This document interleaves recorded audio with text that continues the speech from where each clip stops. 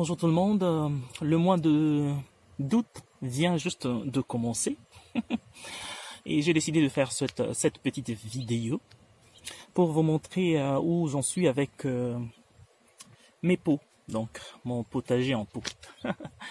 Déjà pour commencer, c'est depuis, on va dire, mai, oui, fin mai, que je coupe ciboulettes que je n'achète jamais, que je n'achète pas, que je n'achète plus les ciboulettes parce que j'en ai trop plein. Alors, patate douce, c'est devenu une forêt par ici. Alors, les feuilles sont comestibles, j'en mange, il y a des recettes pour ça. Courge. Alors, ici, faut dire que ça évolue. Il y a eu un retard par rapport à l'endroit. Il y a eu un froid qui a retardé le tout. Chez nous, ici, il fait froid jusque tard. Alors, cette courge était parmi les dernières. Donc, celle qui a pris vraiment de retard, mais depuis que la pluie a cessé de tomber, elle a pris comment on dit, des chevaux. Non, elle a pris juste un avion, on va dire Concorde. Très rapidement, elle a rattrapé le retard et la courge qu'elle a produite, c'est la plus grosse, en tout cas, jusque-là. Et elle évolue très vite. Une deuxième, pareil. Une troisième. Alors, l'amarante. J'ai déjà fait beaucoup de vidéos sur l'amarante. Maintenant, là, j'en suis à vouloir récupérer les graines. Les graines d'amarante. Donc, j'attends que les graines mûrissent pour que je les prenne. Alors, il y a quelque chose que j'ai fait en retard vraiment, c'est... Alors, s'agissant des concombres, j'ai fait ça au début du mois passé. Mais voilà, déjà, ce mois, je peux espérer manger des concombres. Alors, mon compost, il évolue. Je viens tout juste de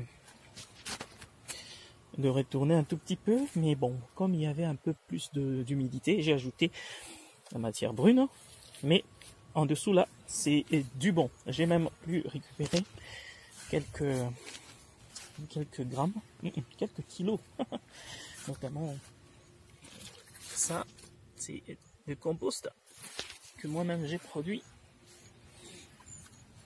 Alors, une autre chose, c'est les tomates. Ça, c'est impressionnant parce que j'en ai trop plein. Je vais vous montrer la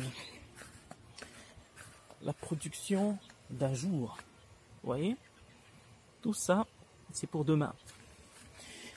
Et tout ça, j'ai pris ça aujourd'hui seulement.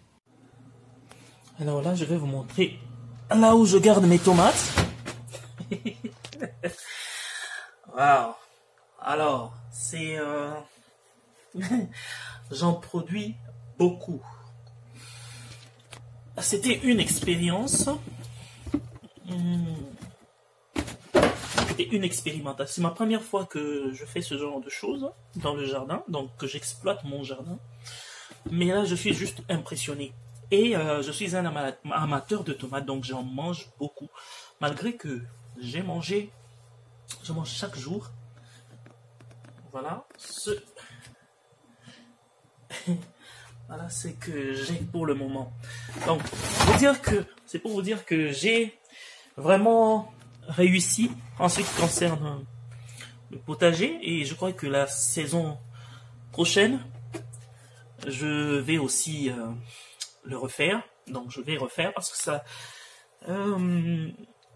je peux pas, comment dire, je ne peux pas estimer en dollars ça, mais c'est depuis le 17 du mois passé, donc juillet, le 17 juillet, que je n'achète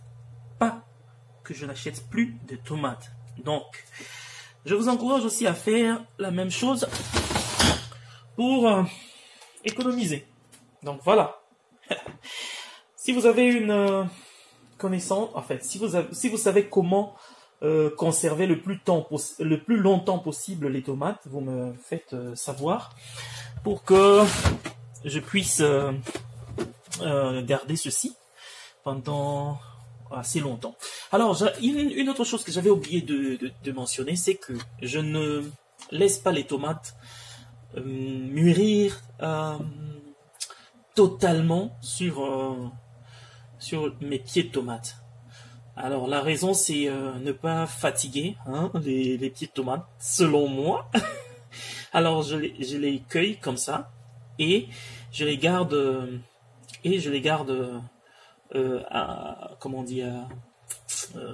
à l'air libre dans la maison.